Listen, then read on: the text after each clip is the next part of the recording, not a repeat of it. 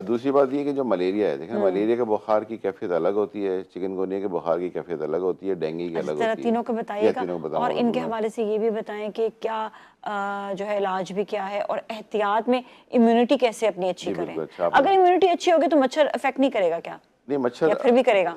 लेकिन करता तो है, लेकिन फिर भी आप उसको वो सरवाइव कर जाते हैं। अच्छा। देखिए एक ऐसा मरीज जो पहले उसकी इम्यूनिटी कमज़ोर होती है, खुदा ना खास्ता उसकी हम्म। क़ुव्वत मुदाफ़ियत कम है, कोई भी जरासीम उस पे हमलावर होता है वो जल्दी कैच कर लेता है। हम्म। और एक ऐसा जानदार आदमी या जिसकी इम्यूनिटी मजबूत है, उसको थोड़ा टाइम लगता है, तो वो सर्वाइव कर जाता है वो, ठीक है ना। अब मैंने आपसे गुजारिश की कि बुखार किस तरह से होते हैं। जैसे मलेरिया का बुखार होता है, इसमें बुखार जो है एकदम पीक्स आती हैं इसमें। अभी बुखार नहीं था, एकदम हाई गया, 103 104 बुखार हुआ, दोबारा ड्रॉप हो गया। हम्म। शिवरिंग शुरू हो गई आपको बहुत ज़्यादा बुखार में, ठीक है ना। आपको बहुत ज़्यादा दर्द शुरू हो गया, उल्टी होना शुरू हो गई, आपका मुंह कड़वा कड़वा हो गया। तो ये तो आप देखते हैं कि ये मलेरिया का हो रहा है।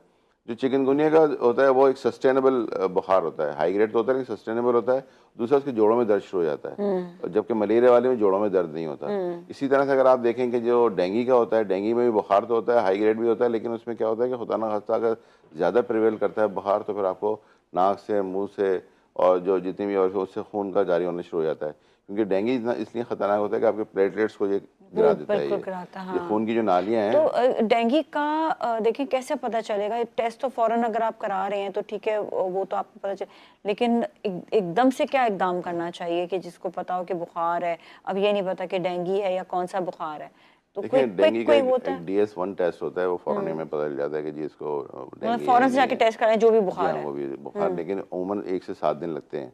हम्म। वायरस जो भी हमारे जिस्म में दाखिल होता है वो 1 से 7 दिन लगाता है अपने आप को पूरा मैं कह रही डेवलप हूँ कि करने में। वो अगर उसके नहीं बाद पता जब आप चल। उसका ब्लड सक करके या उसके बाद जो आप टेस्ट होता है वो करते हैं, हम्म। तो पता चलता है। मलेरिया का आप फ़ौरन स्मीयर कर लेते हैं, उससे पता चल अच्छा, जाता है। मैंने एक चीज सुनी थी कि ना आप एप्पल जूस के अंदर लेमन डाल के आप फौरन से पीना शुरू कर दें, इट वर्क्स या नहीं?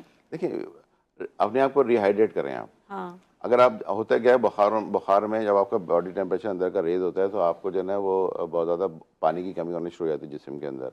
अब होता क्या है कि अब आप पानी भी नहीं पी रहे कि जी मेरा मुंह कड़वा है, पानी नहीं पिया रहा, तो आपके अंदर बहुत ज़्यादा जो है वो पानी की कमी होनी शुरू हो जाती है। अब जैसे आपने फरमाया कि जी मैं जूस पी सकती हूँ, बिल्कुल पी सकती हैं आप, पानी का इस्तेमाल रखें। अक्सर लोग देखें पपीते के पत्ता खाने शुरू कर देते हैं, बहुत सारी चीज़ें, लेकिन वक्त ज़ाया ना करें आप। आपने करना है ज़रूर करें, लेकिन डॉक्टर से ज़रूर रुजू पहले करें। आपने टेस्ट करवाना है रुजू जाके, करें, डॉक्टर से तो हाँ। रुजू करें ना। घर में अब जो रेमेडीज़ हैं सही हैं, हमारे दादी ने बताई, नानी ने बताई, या अब्बा ने बताई, या भाई ने बताई, रेमेडीज़ आप कर लें, लेकिन खुदा के वास्ते किसी मेडिकल बिल्कुल। फैसिलिटी में अच्छा, ज़रूर ये जाएँ।